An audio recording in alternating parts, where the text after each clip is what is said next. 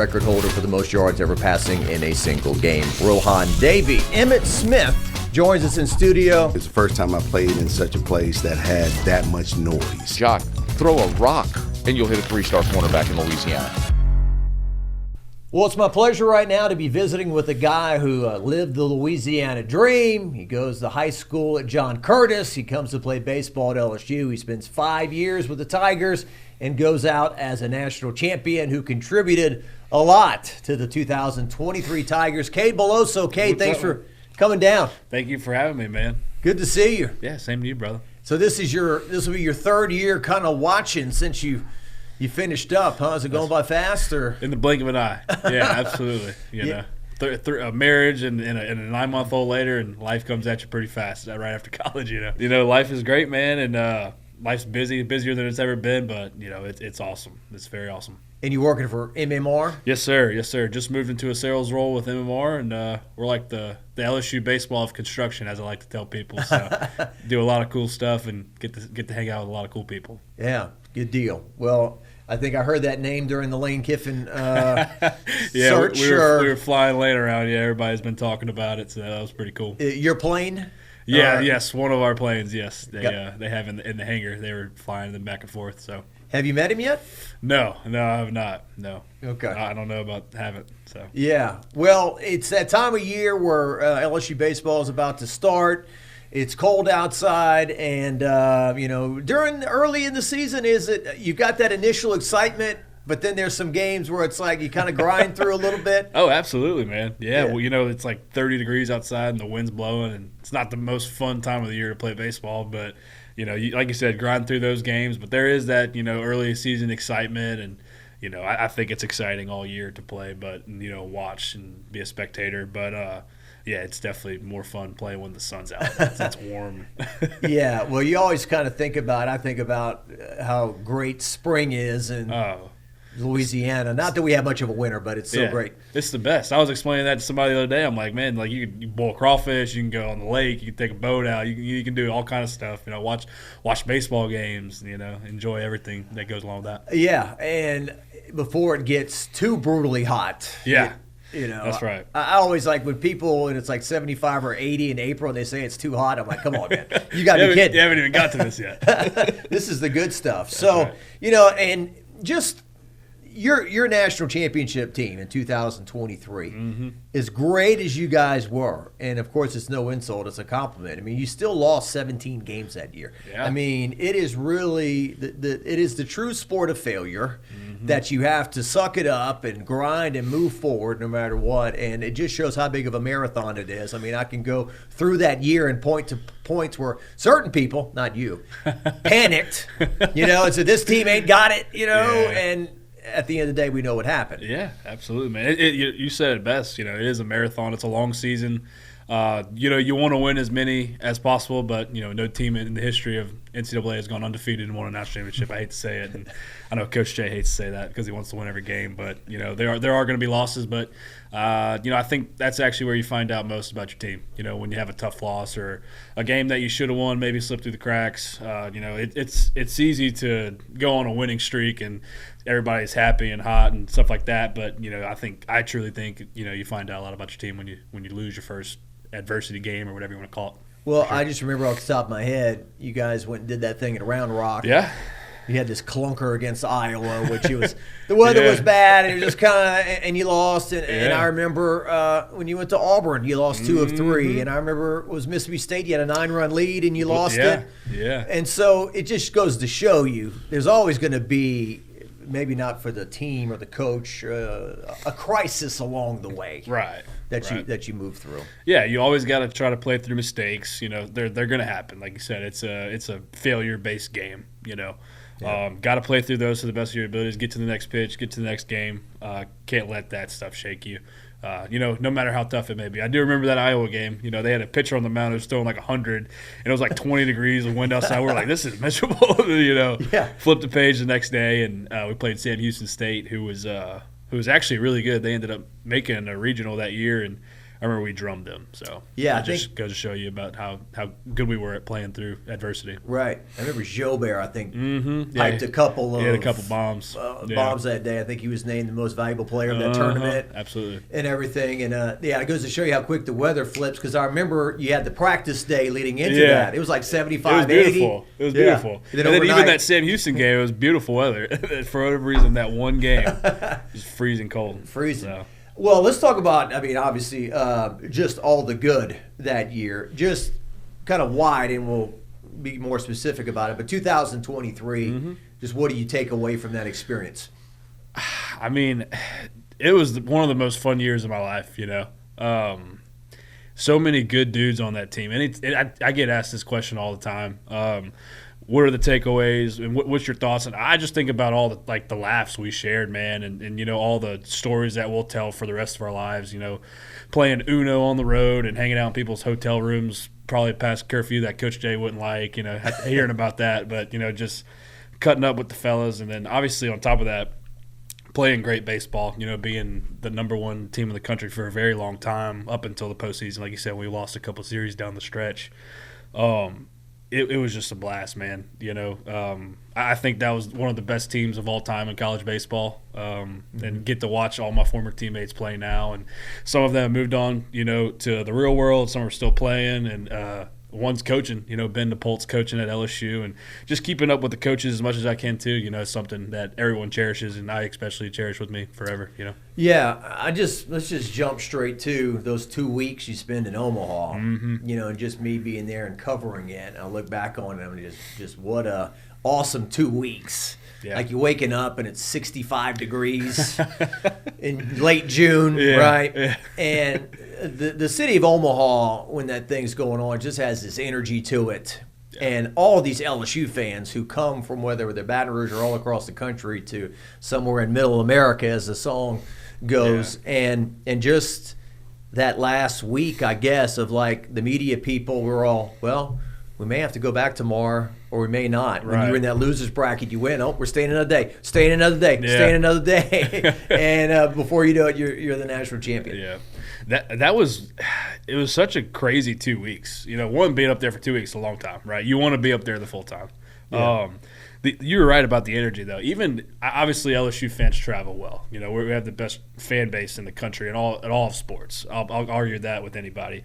But just the local people of Omaha love LSU. They love our fans. They love all the hospitality it comes with. They just love being around us. And then we were playing great baseball and, lost a tough game to Wake Forest and had to do things the hard way, But I don't think our mindset was ever, worrying or hitting the panic button or anything like that. It was like, oh, we're going to win this tournament. We just have to play more games to do it now, I do remember one of the plans was, with Coach Jay wrote it on the board, our roadmap to get back to the finals was get Skeens the ball against Wake Forest in that second game. He was like, hey, it's pretty simple, Cooper and Ackenhausen are going to go do their deal. Then we're going to piece together this next game, and then Paul's going to bring us to the promised land. That's kind of how it happened, man. Along the way, a couple big hits. Tommy, Dylan, Trey and Alex with their play. Yeah. It was magical. It's truly hard to explain. I have distinct memories, I guess I always will, of just when you left your hotel. Mm-hmm. It's like, are there people hanging off the ceiling? I mean, it was just wall of humanity. Yeah. People yelling and screaming. The tunnel that you guys go out. It was like a sea of LSU fans. It was crazy. Yeah. So there's a sea of them on the inside. Then you go outside, and there's even more. You're getting on the bus, and you get off the bus, and they're waiting for you there. And, I mean, I even remember, 2017 when LSU didn't win the title. They played Florida for the title, Kramer, Robertson, and all those guys. I just remember I bumped into a Florida player on the street, and he's like, well, there's going to be 25,000 people, and you're going to have 23 of them tonight, just because it was purple and gold. Yeah. It's pretty amazing to see all those people. It really is, man. Like I said earlier, it's the best fan base in the country. They get so passionate about baseball, and it's so fun to play in front of those people and to be around those fans, and still keep up with them when you see them at first pitch banquets, and the Chris Guyotts and the Mr. Guitro and all the guys. K-Lady. Yeah, the K-Lady. It's truly a testament to them. They take pride in being the best fan base, but you just feel like you can't lose when you're walking through that sea in Omaha. You're like, we have no choice but to win this game. You know, all these people came to see us, and definitely feel it in the game too. The place is rocking, and the LSU and the Tiger chants and stuff like that. Those people are not Johnny-come-latelys, and they've earned their status as big fans. I mean, it could be a Wednesday night, 35 degrees, in the 8th inning, you're beating McNeese 10-1 or whatever the case may be, and you can still hear the Kade, let's go, strike him out, right? They're still there, man. Yeah. Rain, shine, cold, sunny, they're there. Yeah. So that run, and you kind of touched upon it, it's about heroes. It's about people that are put in spots that come through. Like, for example, Nate Ackenhausen. Mm-hmm. He hadn't started a game the entire year, and he eats up 6 innings. Yeah. Right? And then Griffin Herring. Mm-hmm. Griffin. Bring him out of the pen. He goes almost 5 innings, right? The heroic plays, the one, obviously, the Trey Morgan, the flip to Alex at home plate, and then Tommy White with his home runs, and this guy right here with his home runs. That's right. It's about coming through in the clutch. How do you do that without, having a panic attack? I'd really just think it goes back to your training, to be honest with you. I think that obviously we had a great team, but we practiced harder than anybody in the country, and we were the most prepared team in the country without a doubt. Prepared for success, for adversity, no matter what the case is. That's one thing that Coach prides himself on, is leading the country in preparation. That's what we're going to do, and then ultimately that takes care of itself. But in terms of coming through in the clutch like that, just controlling your breathing, stuff also that we work on in the fall and the spring. He has specialists come in to get us how to breathe properly. When the game's at its highest. It's heartbeat. Slow heartbeat. It's just things like that. The small attention to detail that takes care of itself when the moment is at its highest. You just take a deep breath. Hey, I've been here before, and it's just the same game you've been playing since you were 5 years old. Yeah. And just you personally, I mean, you had a lot of adversity. Yeah, absolutely. You're about to play the season opener. It's Jay's first year in 2022. You blow out your knee, right? Yeah. You missed the entire year. That sucked. Not fun. Not fun. I wouldn't recommend. Great stuff to put in a book later. But at the time, not a lot of fun. I mean, you put all this work and you're out, and your batting average took like a 100-point jump. Yeah. From 21 to 23? I had a really bad 2021 season. Just didn't hit well, and then finally got back to where I should have been, and then blow the knee out, and then had a good 5th year, to finish it off. So that was good. But man, I tell people this all the time. Like, I think in a weird way, that was one of the greatest things that happened to me. In the moment it sucks, and that first weekend I was pretty pissed off, pretty emotional about it. But looking back at it, going through the rehab with the whole Broussard team and all of our training staff, and you really find out a lot about yourself when you go through stuff like that. And man, I think that was one of the best things that happened to me, for sure. Well, there was a decision, right? I mean, do I take this 5th year, or do I have enough, or made the one decision at all? You knew you were coming back. I knew I was coming back. I was just really, really mad in the moment. I was like, man, this is going to be a long process. And even Coach, we joke about this now, but he was like, you never had a decision. You were definitely coming back. There was no way. I was just mad for a weekend, and then that following Monday, sat back in his office. That was like the only time really he's ever been mad at me. It was pretty. I can say that, Yeah. But I was like, I was just mad this weekend. I'm coming back. We'll figure out a way to make this thing work. Yeah, and much more I want to talk to you about in 2023, winning the title. But just what is it about Jay? He's a machine. We know that. Yeah. He sat where you are sitting and told me that he sleeps 6.5 hours. I don't know if I believe that or not. I think it's lower than that. I don't know. I'm trying to think about how I want to go with this. He is hands down the best coach in the country across all sports. There's no question about it. Football, basketball, baseball. I can even go with pro levels. He's such a likable guy, because when your leader is your hardest working guy in the building, it just makes you want to gravitate towards him and want to do good things for him. Obviously, there's rewards. You got to do it for yourself. You got to go to school, get your grades, work out for the team. But when you see him there with you at 5:30 weights in the morning, it makes you want to go that much harder, because if he's asking you to do something, he's going to be in the thick of it with you. He's one of the smartest people I've ever been around. No one's going to be more prepared for a game than he is, and then on top of that, he's the most competitive person. So when you put all three of those things together, it creates this machine that you're talking about. And I love the guy to death. You know, I'd do anything in the world for him. I'd give him the shirt on my back if he asked me to. And one of my favorite things about him, the only actual hobby he has besides baseball is watching funny movies. And I appreciate that about him a lot. We'd always drop movie quotes back to each other, you know, back and forth. I saw him at the First Pitch banquet the other night and told him I was thinking of him while watching Semi-Pro at home with the wife. So it was pretty funny. He got a kick out of that. But I don't think there's a better dude in the country to lead a program than what we got here in Baton Rouge. I know everybody's fired up about Lane Kiffin and football, but you know the best coach in the country wears number 2 in the dugout for the Tigers. So well, two things can be true. We're fired up about Lane Kiffin, at the same time we realize Jay's accomplished a lot in a short period of time. That's right. Will Ferrell movies, I hear. Absolutely. He's big on that. Big on that, yep. Yeah. I think Chris Blair, the voice of the Tigers, told me that. So how does he, you said very likable guy, but we know we're at LSU. We know what the expectations are. How does he deliver tough love, so to speak?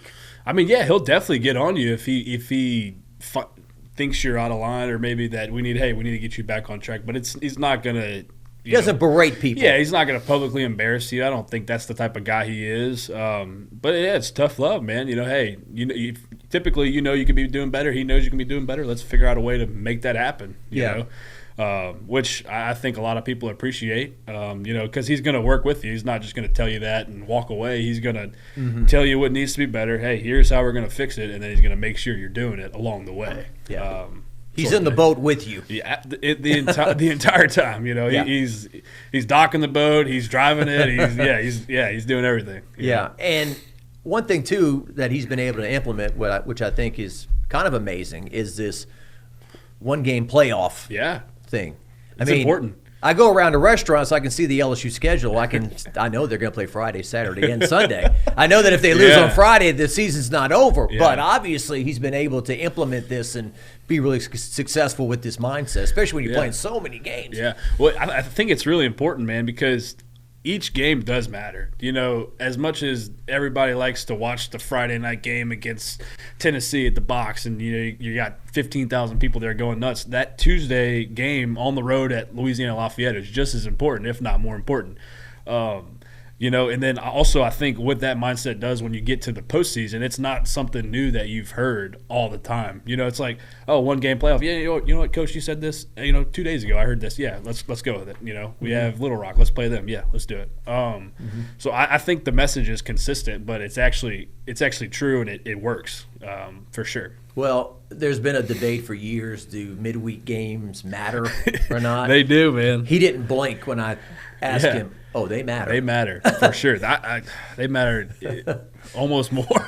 You know, you can't lose midweek games. Yeah, well, you're playing an in-state team, right? They might make a T-shirt or something or put up on a billboard if they beat LSU. Yeah, I don't like talking metrics, but RPI and stuff like that. You know, if their RPI is way lower than yours takes a hit for later in the year. So I mean, you got to take care of business when business is supposed to be taken care of. Well, and the baseball in state is so good. Yeah, absolutely, man. That the teams you're playing, I think it was one year, I don't know, 5 or 6 of them made the tournament. When you talk about your Tulanes, Nichols, the Raging Cajuns, La Tech's very good. Yeah, La Tech's very good. Man, Southerns has made their share, right? I mean, say they win the SWAC like every year, man. You know, the talent in the state is unbelievable for sure. Yeah. So back to Omaha in 2023. So you're fighting for your life each night, and then you got to beat Wake Forest twice, and they had an incredible team. They're good, man. There's no doubt about it. They were absolutely really good. Yeah. So these are two juggernauts going head to head, and just the plays and your plays and whatnot to make it to the Florida best 2 or 3. Yep. I mean, you said it best. Just two juggernauts going at it, punch for punch for 2 games. We played them 3 times, but that 2 games in a row. I mean, they were good. They have plenty of big leaguers on that team, as do we. Just whoever's gonna stay focused to the very end. We ended up coming out on top of it, making great plays and just like I just remember all these games, and a lot of people are stressing out about it, and we're just in there dugout just cutting up, having a good time. And the season's on the line, no one's even thinking like that. We're just in there messing around and playing. But yeah, that was fun. I think the Tommy White walk-off home run, I tell this to people all the time. To me, that was because the winner of this series was winning the national championship, no doubt about it. This was the national championship. That was the most. That was the happiest I've ever been on a baseball field, was seeing Tommy rush into home plate. I get chills talking about it. That was the happiest I've ever been on a baseball field. Just the excitement of going to the national championship when that happened was the coolest thing in the world. Just being in the dugout. I remember looking at Jamie Tutko. He's sitting right to the left of me, and I got Jordan Thompson on my right, and I'm like, hey, are y'all ready to go to the zoo tomorrow on our off day? And then Tommy just smokes one out of the field, and then we win it, man. It was just – that was so cool. A 0-0 game in extra innings, 11th inning? Yep, 11th inning. I mean, and then we had Skeens. They had Rhett Lauder, which Rhett Lauder is really good, man. That guy's going to pitch for a very long time. And, they had All-American closer and All-American reliever come in, right back after him. And as I think we went straight to Thatcher, who's an unbelievable pitcher as well. And I think he's going to pitch for a long time. So it was like you said, man, it was just two juggernauts going at it. It was fun to be a part of. I think, there's certain moments, like in recent memory, whether it's Jaden Daniels throwing the 2-point conversion to Mason Taylor to beat Alabama, or that moment right there when Tommy connects. Yeah. All the media was down in the tunnel we're at the fence, we're waiting to be led onto the field at the end of the game. We're going extra innings. And I'm going to give credit where credit's due. Matt Trent, who worked for WBRZ, is behind me, and he said, I got a feeling he's about to smoke one. And I kid you not, a half a second later, crack! Yeah. And then we just watched it through the Omaha sky as it soared out of the park. That's right. And, what a moment in LSU history there. There's a lot of them, too. I mean, I think Trey's play goes down as one of the greatest – Trey and Alex, excuse me. Same game. Like, that goes down as one of the greatest plays of all time. That, to me, that's a game-saving play, because if they score 1-0, we didn't score to the bottom of the 11th inning. That game would have been over already. Yeah. I like to think differently. We would have got a run or something like that. But, you got to think about it that way. That was one of the greatest plays in LSU history. Well, game-saving plays, first game against Florida, Pearson's catch. Yeah, same thing. Not to overstate – I was joking, Cade, the other day. The cliche that I think is not true is, not one play wins or loses a game.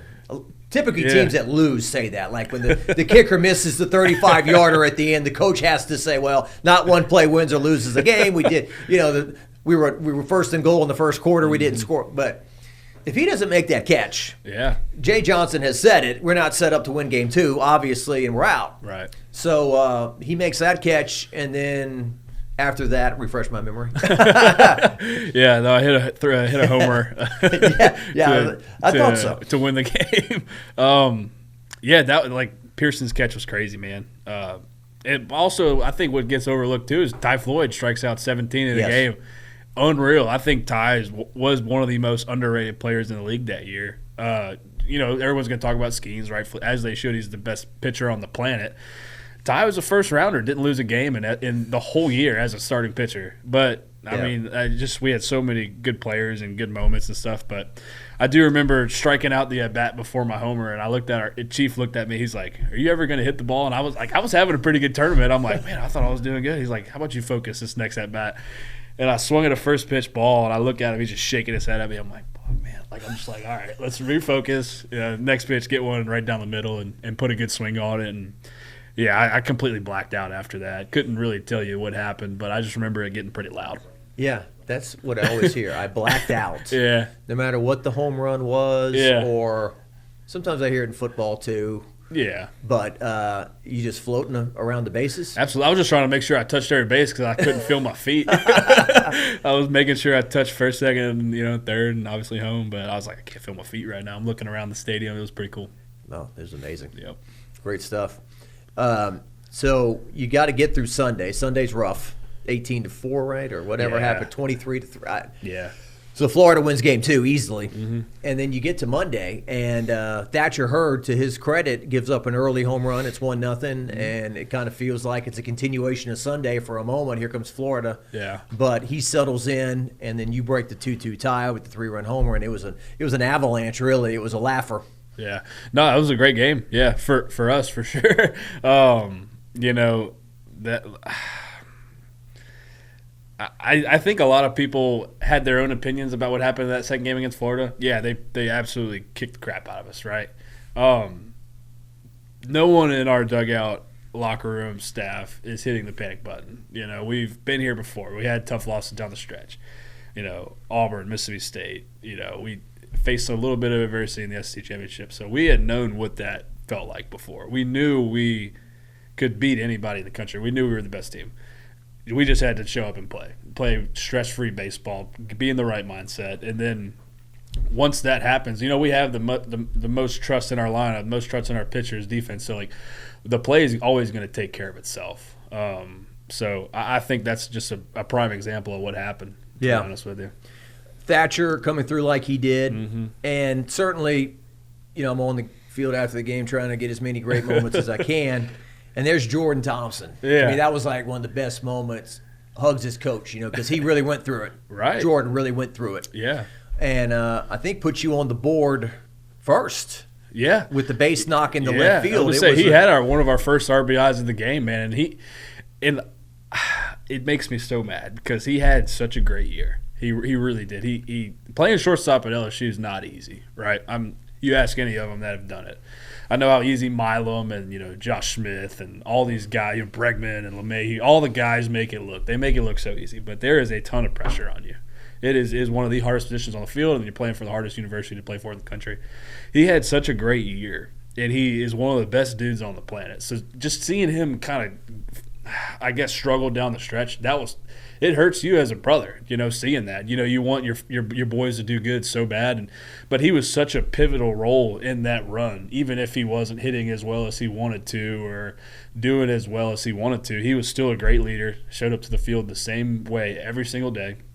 And I think that speaks measures to the person he is, But seeing him get that first RBI and that set, because he had another one right after that I was just, everybody was so happy for that kid. I mean, he's getting standing ovations for it. Just that, it's rare, man, and it couldn't have happened to a better kid. I think Kramer Robertson said that is the knowledge of the LSU baseball fan. Yeah, because they stood and gave him a standing ovation as he's going into that at bat, and then he gets the base knock. Similar to Stanfield, on this past. The bat was not as hot as he would have hoped, but defensively he meant so much to the team that the LSU baseball fan realizes there's two sides to this. There's offense and defense. Yeah, absolutely. That was very special to see them do that for Jordan, for sure. And I'm reading this list of people, right? So Dylan Cruz, Tommy White, Cade Beloso, Trey Morgan, Jared Jones, who didn't play a whole lot down the stretch. He's a freshman learning, but still, how many home runs did he hit? 18 14 home runs, 45 RBI for a true freshman. One of the best hitters of all time at LSU. Yeah. Crazy. Just a big old boy. Yeah, he's the man. And Jobert. Yep.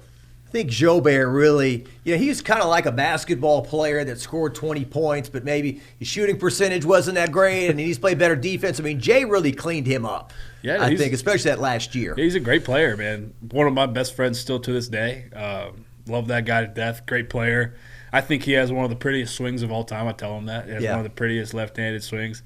There's actually a video of him hitting his – someone put together like a documentary after we won or something like that, and there's a video of him like smiling at one of his home runs that he hit. And I'm like, I don't know. I'm not a big crier. I'm not an emotional guy. Like I had a tear like running down my face like seeing him like smiling while I hit a home run. I'm like, I just love that guy so much. He did have a beautiful swing. Yeah. When he connected, man, that was – and his dad's name is Jacques. That's right, Jacques. Yeah, it shares my name. Jacques Jobert. I mean, how Louisiana is that? Gavin Dugas, a man of few words. We'd interview this guy sometimes. And can we get 5 words out of this guy? But great player. I remember the Texas game during the regular season that year. You went to the Round Rock thing, and then you went to Texas. Played a midweek game. He hit the big 3-run homer late in the game. Also one of my best friends. Literally one of the best guys in the world. He was – I'll put this up against anything too. He was the clutchest player that I think has ever came through LSU. Just had a knock for the big moment. Every time we were in a big moment, you wanted him to be at the plate. And I guess he has a slow heartbeat, as Coach likes to say. You know, comes through in those moments. You're talking about that home run. He had a grand slam against South Carolina to basically tie the game against one of our games up there. Multiple homers in Omaha. Postseason. I remember Tennessee Friday night hit a 2-run homer off no-lander. Like, just the guy just lives for the big moments. You know, it's so cool to see him come through in those. Yeah, tremendous. Milazzo. So I'll always just remember wheeling him around after the game. You know, the guy basically breaks his ankle. Yeah. I mean, it's the ultimate Pete Rose, Charlie Hustle. I'm going to score no matter what. Going home, and he goes over the top and scores. And just the epitome kind of LSU baseball. It was just a gritty 100% dude from Zachary. Yeah, like just also one of the best guys in the world. You know, I keep saying this, but it's true. Like, these are all just good dudes you're listing. Just played the game the right way. You know, Alex played the game as it should be played. Very hard-nosed, do anything for the team to win. Great clubhouse guy. One of the funniest guys on the planet also. Can't get through a conversation without laughing at him. You know, it just – I love the way he played the game. You know, had a rifle for an arm, was good at blocking, good at catching, and just took great at-bats. Yeah. And I look at him, too. I mean, good, polite dude, but at the same time kind of gives off this aura of, like, I don't care what you think. No, 100%. Like me or us. Even as a freshman, he wasn't caring about all that stuff. He's like, hey, I'm here to play. I'm here to play baseball. Yeah. You know, I respected that a lot about him as a freshman walking on. Ethan Fry got 2 national championship rings. He was a young kid on that team. Yeah, absolutely. He's a stud, man. Gavin Guidry pitched a little bit, and so there are a lot of different guys to visit and revisit. So Skeens, like when he's coming here, I hear at the first pitch banquet, Jay said, best pitcher in America. And I look up, and I'm like, well, he was 7-4 at the Air Force with like a 4.4 ERA. Yeah. Not bad, but best pitcher in America. But obviously, we were talking people that have been at LSU 1 year, like one. I don't want to call 1 year wonder, but like Joe Brady coaching LSU, he was here 1 year and he was gone, and like Paul Skeens 1 year. But what was it like being around him and just seeing what he could do? It seemed like not human to throw 100 miles an hour in the 7th, 8th inning. It's not. It's not human. I respect the heck out of Paul. Obviously, you know how good he is. He knows he's good at baseball. But just the way he went about his business, just the way he showed up to the field every day, doing the same routine every single day, carrying himself the same way, no matter what happened, typically it was success, right? He's very good. But even if he had if his terms, a bad start, he would still show up the same the next day. It was a very pro-like mentality, but also mixed with a little bit of military, which I respected a lot as well. He kind of told us some things they would do in the academy and always talked about those guys in the highest regard, and his coach at Air Force as well. But, just super happy for him. I think he's a great guy as well. I think he will go down as the best pitcher on the planet of all time. He's the stuff he's doing in the big leagues is not normal.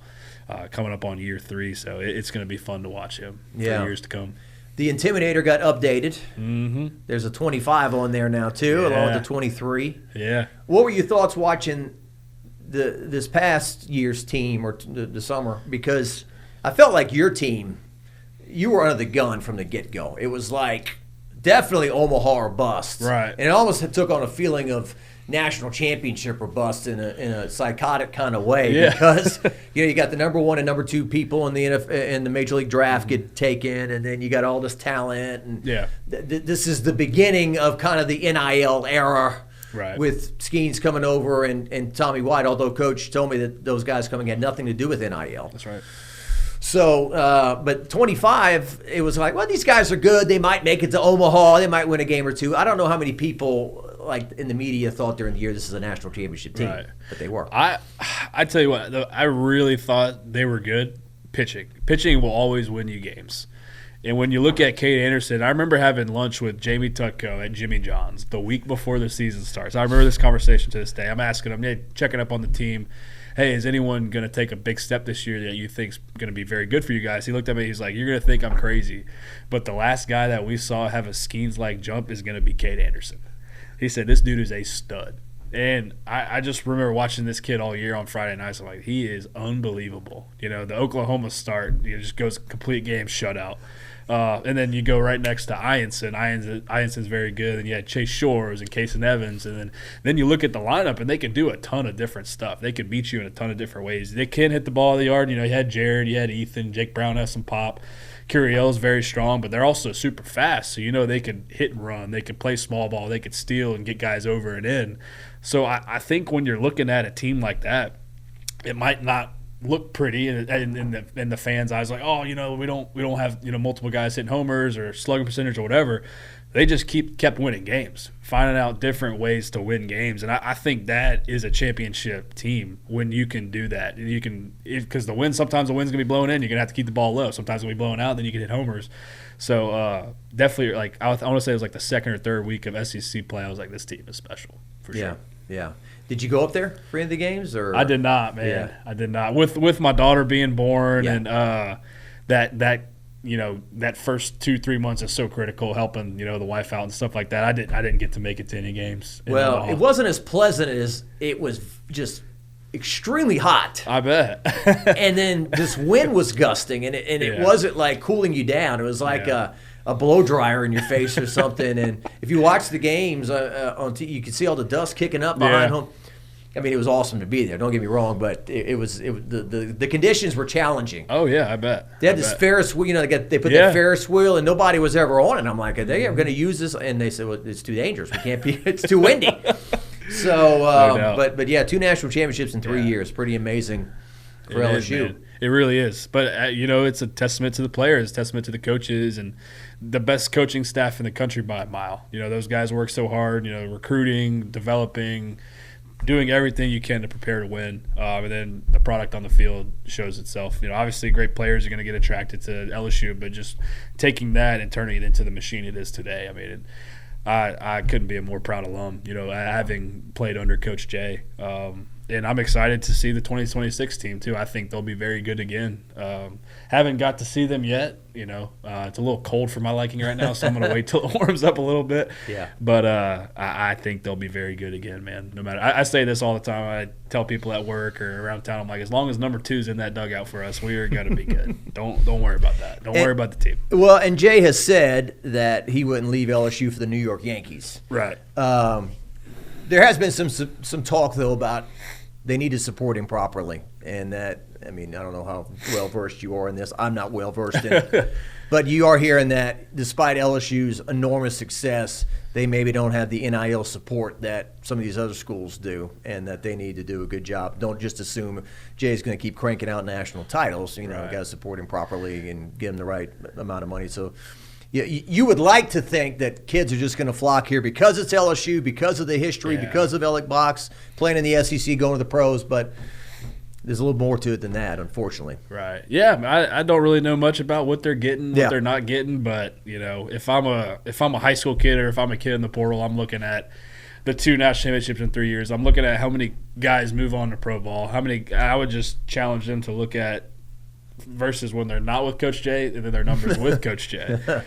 Let's maybe go here with this guy because the numbers are going to be better, and ultimately that's going to get you to professional baseball. You know, you'll learn a lot about who you are and develop as a leader, as a person, as a player. So protect Jay at all costs. That's basically the point we're getting to. You know, Josh Jordan, Chief, Jamie, Josh Simpson, you know, Yetsky, all those guys. They're the best in the business. So. Yeah. Well, we were joking. It's all Josh Simpson, right? Because he was on the 23 team. He left for a year and he came back. That's right. Yeah, he's got the effect on him. And Wes Johnson, big part of the 23 team, is the pitching coach. Absolutely, well. Man. I love Wes Johnson. You know, whenever LSU and Georgia are not playing each other, that will be my second team I root for. You know, I love that guy. I think he's one of the best people on the planet, and on top of that, he is one of the smartest guys with baseball, and also just outside of baseball. He's just one of the best people I've ever been around. One of the smartest guys, and he deserves all the success coming his way. You know, as long as they're not playing LSU, after that, I will root for Wes. There you go.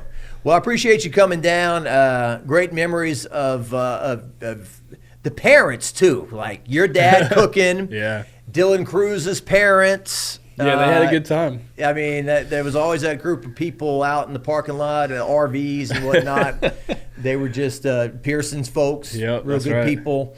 They felt, as much a part of it as anybody. Yeah. And it's it kind of goes back to like in 2019, the football team. I look at the players and I looked at the parents, like Joe Burrow, great parents, Clyde Edwards-Helaire, Lloyd Cushenberry, Patrick Queen. Yep. You just go down, Justin Jefferson, Jamar Chase. You just go down the line. They all had great parents. I mean, it's an experience for them too. It's a testament to a lot of their time, take away a lot of your parents' time with your life, and a lot of their money gets invested into baseball, travel ball, hotels, food, stuff like that. So I mean, they deserve it just as much too. Deserve it just as much to have a good time, get together, really celebrate, what the run that goes on each year, and just the everything that goes into it. It's a lot. Yeah, and while some people are turned off about money in NIL and college athletics, they've worked to get where they're at. Yeah, absolutely. Whether man. you're 22 or you're 18. You don't just show up at those places by accident. Yeah. I tell that to people all the time. Someone saw something in you along the way that got you there. And then also someone helped you get there with, whether it's your parents or aunt, uncle, grandma, grandpa, something like that. Someone got you there. So you better tell them thank you. Now, do you need to play for 5 schools in 5 different years? Maybe not. Maybe not. We need to change that a tad. Maybe it's a transfer portal problem. I don't know. So maybe we need to go back to that 1 year ban. Apparently somebody did a skit the other day, like Monday Night Football, where they introduced their name, what school they played for, and it takes like 30 seconds for the guy to announce off 5, 6, 7 schools you played for. No doubt. But you played for one. That's right. LSU. That's right. Cade, thanks a lot. Thank you, man. Cade Beloso, LSU Tiger great. Not many people get to go out on top like this guy did as a 2023 national champion. Thanks for stopping by. We'll see you later.